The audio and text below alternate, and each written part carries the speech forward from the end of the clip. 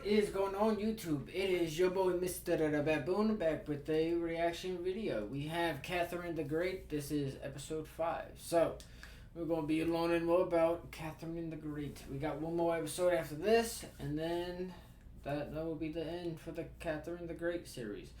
But we will definitely most likely have some more series like this coming up. So, make sure you guys do like, subscribe. If you guys do like these kind of series, comment, let me know what you guys' thoughts are. Check the description. I have the video link, the channel link will be down below in the description if you guys want to go watch that. I think that's about it. We're going to go and get into this.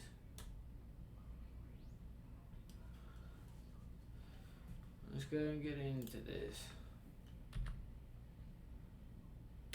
Married to an emotionally stunted young man who never loved her. For years she had remained trapped, until she was won over by a callous rake who later abandoned her. Dang. She then met a man of whom she was very fond, and whom she would eventually make the king of Poland. But none of these men had truly won her heart. No, the man to be her first great love turned out to be the same man who had helped her ascend the throne years before, Grigory Orlov. For 13 years she was faithful to him, but that was soon to end. What do you mean? Alright, so they was together for, I guess, 13 years. Grigory Orlov was And something brave and happens. bold, never flinching at danger or personal risk. But he was also boorish, rude, and impertinent. He was ill-educated, with no interest in any of the Enlightenment ideas that Catherine so fancied. Catherine would once write that despite it all, she would have stayed with him for a lifetime if only he stayed with her. But Grigory sought danger. He was restless, unfaithful, and, worst of all to Catherine, he had grown distant. She sent him off on a diplomatic mission. There he failed, displaying the same arrogance that he had displayed at court, the same uncouth rudeness and sense of superiority that had gotten him hated by her nobles. But it didn't really matter at this point. Catherine had sent him away because she was already done with him. Too long had she suffered his infidelity, his harsh words, his sense that he was superior to the Empress herself. As his replacement, Catherine picked up a safe, pretty, dull young man who she would rapidly come to call the most boring man in all of Russia. She found her time with him interminable. Not because he didn't try, and not because he was unrefined like Orlov, but because he never had anything interesting to say. But then, she found Potemkin. He had first caught her attention by giving her his sword knot on the day she took the throne. He had performed numerous services for Catherine. He'd been her envoy to Sweden, bringing word of the palace coup. He had been her lay representative on the Most Holy Synod. He'd been paymaster of the army, and he'd even been appointed as guardian of exotic peoples at Catherine's Great Assembly on Laws. He had served valiantly in the Turkish War, and won himself renown at every turn. He was a cultured man, not only well-studied, but intellectually eager and curious. He had won the top honors at university, and then dropped out. He loved theology, but always, especially after being appointed guardian of exotic peoples, kept the company not only of Orthodox ministers, but also rabbis, old believers, Cossacks, and even members of the tribal religions still alive in the more remote parts of Russia. He was a great wit, known for impressions and being able to mimic people's voices, which I guess was considered high comedy in those days.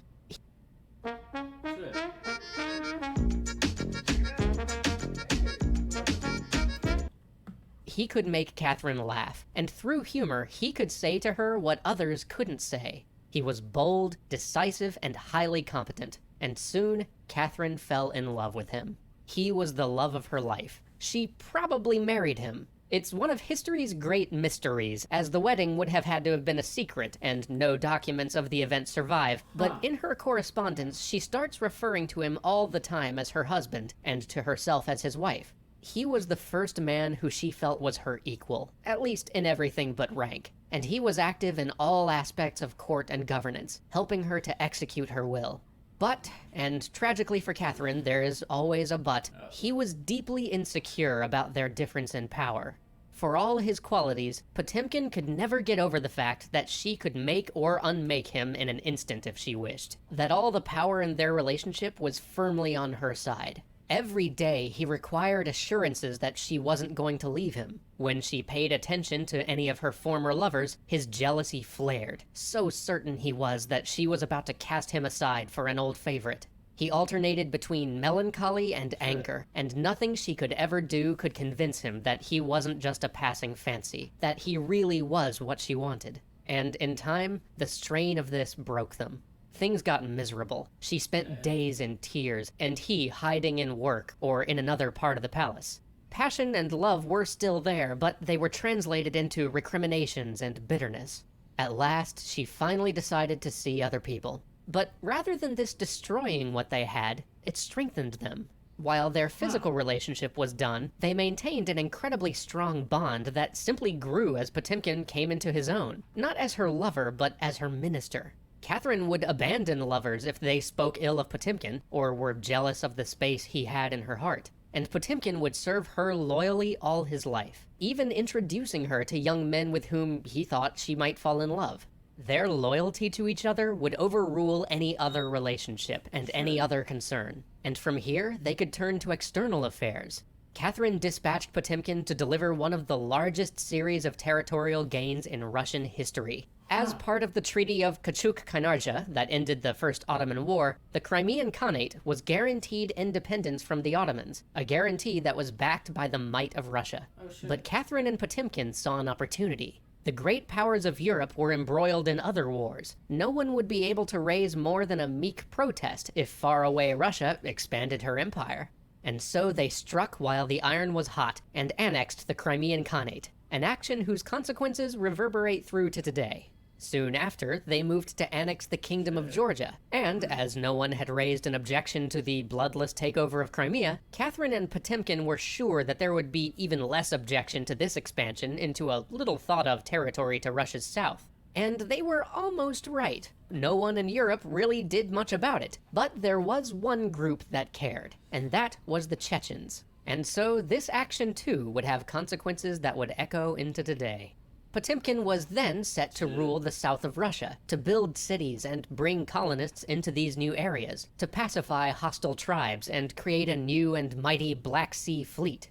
And though all of these expansions brought Russia back into conflict with the Ottoman Empire, where Potemkin had previously been but one of a myriad of generals in the first conflict, here he was supreme commander. He led with aplomb, delivering a number of smashing victories to Catherine. But shortly thereafter, he fell ill and passed, dictating only one last letter to Catherine before death took him. He was a man of luxury and debauchery, of unswerving faithfulness on utter profligacy, of towering ego and absolute insecurity, with appetites to match his intellect and his ability. But perhaps the Austrian Field Marshal Linia put it best. I here behold a commander-in-chief who looks idle and is always busy, who has no other desk than his knees, no other comb than his fingers, constantly reclined on his couch, yet sleeping neither in night nor in daytime. A cannon shot to which he himself is not exposed disturbs him with the idea that it costs the life of some of his soldiers. Trembling for others, brave himself. Alarmed at the approach of danger, frolicsome when it surrounds him. Dull in the midst of pleasure, surfeited with everything, easily disgusted, morose, inconstant. A profound philosopher, an able minister, a sublime politician, not revengeful, asking pardon for a pain he has inflicted, quickly repairing an injustice, thinking he loves God when he fears the devil, waving one hand to the females that please him, and with the other making the sign of the cross, receiving numberless presents from his sovereign and distributing them immediately to others, preferring prodigality in giving to regularity in paying, prodigiously rich and not worth a farthing, easily prejudiced in favor of or against anything, talking divinity to his generals and tactics to his bishops, never reading but pumping everyone with whom he converses, uncommonly affable or extremely savage, the most attractive or repulsive of manners, concealing under the appearance of harshness the greatest benevolence of heart, like a child wanting to have everything, or like a great man knowing how to do without, gnawing his fingers, or apples, or turnips, scolding or laughing, engaged in wantonness or in prayers, summoning 20 aides-de-camp and saying nothing to any of them, not caring for cold, though he appears unable to exist without furs, always in his shirt without pants, or in rich regimentals, barefoot or in slippers, almost bent double when he's at home, and tall, erect, proud, handsome, noble, and majestic when he shows himself to his army, like Agamemnon in the midst of the monarchs of Greece. What then is his magic? Genius, natural abilities, an excellent memory, artifice without craft, the art of conquering every heart, much generosity, graciousness, and justice in his rewards, and a consummate knowledge of mankind. However you view him, he served Catherine to the end, and in the end, he was the love of her life. Before his death, though, there was one thing that Potemkin didn't get to resolve, and that was the matter of Poland. Join us next time as we delve into the disappearance of Poland from the map of Europe until 1918, the shifting alliances of Austria, Prussia, and Russia, and the last days of Catherine, and the succession to her throne. Oh shit. Let me know what you guys thought about the video. I will see you guys in the next one. I'm gonna go ahead and get that last episode recorded. And this whole series will technically be 2 weeks of videos. Plus the other 2 videos I already have recorded. So, technically I have like a little bit over 2 weeks of videos. So, that's gonna be pretty cool. I don't know what I'll be doing. Actually, I don't know. Most likely I might try to record tomorrow, Monday or Wednesday or the week after. Anyways, I'll figure out something. You know what I mean? Let me know what you guys think about the series so far. We got one more video to do on Catherine the Great. So far, she's, like I said before, she's definitely an interesting person. And she has done a lot. She had an interesting life, I will say. So let me know what you guys' thoughts are in the comments. Like, comment, subscribe, turn on post notifications. I will see you guys in the next one. Positivity is key. Motivation is key. Happiness is key. I'll see you guys in the next one. You guys stay safe. Watch out for each other. I'll see you guys in the next one. Stay safe.